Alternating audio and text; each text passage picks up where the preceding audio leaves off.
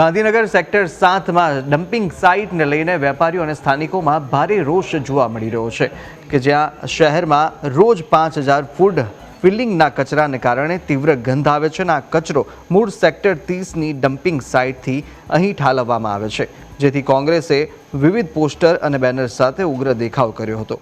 કોંગ્રેસે આક્ષેપ કર્યા છે કે ભ્રષ્ટ વહીવટને કારણે કોન્ટ્રાક્ટરોના ફાયદા માટે આ ડમ્પિંગ સાઇટ શરૂ કરી છે અને જે સ્થાનિકોના આરોગ્ય અને વ્યવસાયને પણ નુકસાન પહોંચાડે છે। સ્થાનિકોએ અનેક રજૂઆતો કરી છતાં કોઈ ધ્યાન આપતું નથી, જેથી કોંગ્રેસે તાત્કાલિક આ ડમ્પિંગ સાઇટ દૂર કરવાની માંગ કરી છે।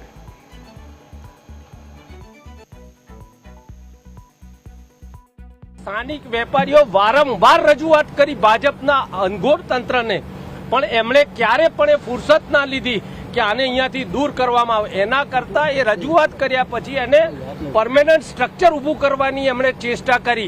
એટલા માટે આજે આ વેપારીઓના જોડે અમે આવ્યા છીએ, અહીંના વસાતીઓ માટે અમે આવ્યા છીએ અને અમને ન્યાય આપવા માટે અમે કટિબદ્ધ છીએ। જે કંઈ પણ હદ સુધી અમારે લડત લડવી પડે અમે લડવા માટે તૈયાર છે, પણ આ ડમ્પિંગ સાઇટ અહીંથી દૂર કરાવીને જ અમે રહીશું।